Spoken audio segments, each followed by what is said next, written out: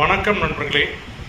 குலதெய்வ வழிபாடு வழிபாடை பற்றி தான் இன்றைக்கி இந்த வீடியோவில் பார்க்க போகிறோம். குலதெய்வ வழிபாடு ஒரு ஜாதகருக்கு எவ்வளவு முக்கியம், அந்த குலதெய்வ வழிபாட்டால் என்ன பயன், என்ன நல்லது நடக்கும், இந்த குலதெய்வ வழிபாட்டில் தடை இருக்கிறத நம்ம ஜாதக ரீதியாக எப்படி தெரிஞ்சுக்கிறது, இது அத்தனை விஷயத்தையும் இன்றைக்கி டீட்டெயில்டாக இந்த வீடியோவில் பார்க்க போகிறோம். நான் உங்கள் கும்பம் வினோத்குமார். இது உங்கள் சாய் திருமுறை அஸ்ட்ரோச்சர். இது ஒரு ஜோதிட மற்றும் ஆன்மீக சேனல். ஜோதிட ரீதியான தகவல்களையும் உங்கள் வாழ்க்கையில் ஏற்படக்கூடிய பிரச்சனைகளுக்கு உண்டான தீர்வையும் எளிய பரிகாரங்களையும் சொல்லக்கூடியது தான் நம்ம சாய் திருமுறை அஸ்ட்ரோச்சர்.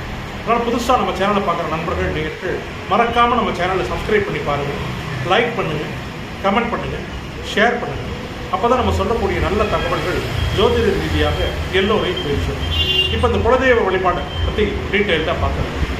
ஒரு ஜாதகத்துக்கு சொல்கிறத விட ஒரு குடும்பத்துக்கு ரொம்ப ரொம்ப முக்கியமான விஷயம், அடிப்படை விஷயம் அந்த குடும்பத்தோட குலதெய்வ வழிபாடு. குலதெய்வம்னா என்ன? அந்த குடும்பத்தோட முன்னோர்கள் பரம்பரையாக காலங்காலமாக ஒரு தெய்வத்தை வணங்கிட்டு இருப்பாங்க. அதுதான் அந்த குடும்பத்தோட குலதெய்வம். அந்த குலம்னு சொல்கிறோம் இல்லையா, குலம்னா பரம்பரையாக வர்றது தான் அந்த குலம். அந்த குலத்தை காக்கிறது தான் அந்த குலதெய்வம். எல்லா ஒரு குடும்பத்துக்கும் ஒரு குலதெய்வம் இந்த முன்னோர்களால் வழிபட்டுட்டு தொடர்ந்து பரம்பரையாக வரும். அது ஆண் தெய்வமாகவும் இருக்கலாம், பெண் தெய்வமாகவும் இருக்கலாம். அது ஜாதகத்தை பார்த்தே நம்ம சொல்லிடலாம், அது அவங்க குலதெய்வம் ஆண் தெய்வமாக பெண் தெய்வமாக என்ன அமைப்பில் இருக்கும் அப்படின்னு.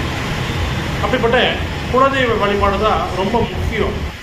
அதாவது எந்த சுப நிகழ்ச்சியாக இருந்தாலும் சரி, அந்த ஜாதகரோட குடும்பத்தில் நல்லது கெட்டது எதுவாக இருந்தாலும் சரி, அந்த குலதெய்வ வழிபாடு தான் முதல்ல செய்ய வேண்டிய விஷயம்.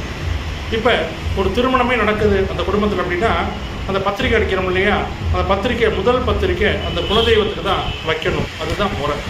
குலதெய்வத்தை பத்திரிக்கை வச்சுட்டு தான் மற்றவங்களுக்கே பத்திரிக்கை முதல் அழைப்பு அந்த குடும்பத்தில் அந்த குலதெய்வத்துக்கு தான் கொடுக்கணும். ஏன்னா அந்த குலத்தை காக்கிறதே அந்த குலதெய்வம் தான். மற்ற தெய்வத்தெல்லாம் அதன் பிறகு தான் வணங்கணும். குலதெய்வத்தை வணங்கிட்டு தான் குலதெய்வத்துக்கு முதல் பத்திரிக்கை வச்சுட்டு தான் அடுத்த தெய்வத்தையே வணங்கணும். அவ்வளோ முக்கியமானது அந்த குலதெய்வ வழிபாடு. அந்த குலதெய்வ வழிபாட்டில் எல்லாரும் கும்பிட்றாங்கன்னா நிறைய பேருக்கு அது தடை இருக்கும். அது ஜாதக ரீதியாக அந்த தடை என்ன அப்படிங்கிறது தெரிஞ்சது. அதாவது நீங்கள் எந்த ராசி எந்த லக்னமாக வேணாலும் இருக்கலாம். உங்கள் ஜாதக கட்டத்தில் லக்னம் அப்படின்னா ஜாதகர். அந்த லக்னத்துக்கு 5ஆம் இடம் தான் அந்த பூர்வ புண்ணியஸ்தானம். ஏற்கனவே நம்ம பூர்வ புண்ணியத்தை பற்றி, பூர்வீக தோஷத்தை பற்றி நம்ம சேனலில் வீடியோ போட்டிருக்கிறோம். பார்க்காத நண்பர்கள் நேரில் பார்த்து தெரிஞ்சுக்கங்க. அந்த 5ஆம் இடம் பூர்வ புண்ணியஸ்தானம் தான் அந்த குலதெய்வத்தையும் குறிக்கக்கூடிய இடம். அந்த 5ஆம் இடத்துல பூர்வ புண்ணியஸ்தானத்தில் ராகு, கேது, சனி பகவான், செவ்வாய் இவங்களாம் பாவர்கள். இந்த பாவ கிரகங்கள் அந்த 5ஆம் இடத்துல பூர்வ புண்ணியஸ்தானத்தில் அமர்ந்திருந்தால் அந்த குலதெய்வ வழிபாட்டில் தடை இருக்குன்னு அர்த்தம். அதே மாதிரி 5ஆம் வீட்டின் அதிபதி வலிமை இழந்து நீச்சம், பகை, வக்ரம் இது மாதிரி ஆனாலும் அந்த குலதெய்வ வழிபாட்டில் தடை இருக்குன்னு. அதாவது அந்த ஜாதகரோட அப்பா காலத்தில் தாத்தா காலத்தில் விட்டு போயிருக்கும், குலதெய்வ வழிபாட்டில் தடை இருக்கும். அந்த ஜாதகர் அந்த குலதெய்வ வழிபாட்டை தொடர்ந்து செய்யணும்.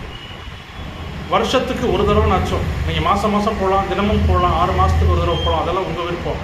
வருஷத்துக்கு ஒரு தடவைனாச்சும் உங்கள் குலதெய்வத்துக்கு உங்கள் குடும்பத்தோடு போய் உங்கள் முறைப்படி என்னென்ன செய்யணுமோ செஞ்சு அந்த குலதெய்வ மனசை குளிர வைக்கணும். அப்போ தான் அந்த குலதெய்வ வழிபாட்டோட தடை நீங்கும். அந்த ஜாதகத்தில் தடை இருந்தாலும் அந்த முன்னோர்கள் காலத்தில், அப்பா காலத்தில், தாத்தா காலத்தில் அந்த குலதெய்வ வழிபாட்டில் குறையோ தடையோ இருந்தாலும் அந்த ஜாதகர் அதை தொடர்ந்து செய்யணும். அப்போ தான் அந்த ஜாதகரோட பிறகு வர சந்ததிகள், அடுத்த தலைமுறை அந்த குலதெய்வ வழிபாட்டில் தடை இல்லாமல் அந்த பூர்வ புண்ணிய தோஷத்திலேருந்து விடுபடுவாங்க, நல்லது நடக்கும்.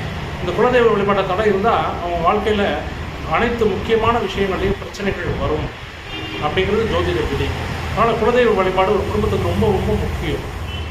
அதான் திரும்பவும் சொல்கிறேன், நீங்கள் டெய்லியும் போகலாம், மாதத்துக்கு ஒரு தடவை போகலாம், 3 மாதத்துக்கு ஒரு தடவை போகலாம், அதெல்லாம் உங்கள் சௌரியம், உங்கள் விருப்பம், உங்கள் சூழ்நிலை பொறுத்தது. ஆனால் வருஷத்துக்கு ஒரு தடவை நச்சும் உங்கள் குலதெய்வத்துக்கு போய் உங்கள் குடும்பத்தோட தரிசனம் பண்ணணும். அந்த முறைப்படி உங்கள் முறைப்படி என்னென்ன செய்யணுமோ செஞ்சு அந்த குலதெய்வ மனசை குளிர வைக்கணும். இது முக்கியமாக செய்ய வேண்டிய விஷயம். நண்பர்களே, இது போன்ற தனிப்பட்ட ஜாதகம் பார்த்து பலன் தெரிஞ்சுக்க விருப்பமுள்ள நண்பர்கள் நேயர்கள் என்னோடய வாட்ஸ்அப் நம்பருக்கு ஜாதகத்தை அமைச்சிங்கன்னா ஃபோன்லேயே கூப்பிட்டு அனைத்து பலன்களும் துல்லியமாக சொல்லிகிட்டு இருக்கிறோம்.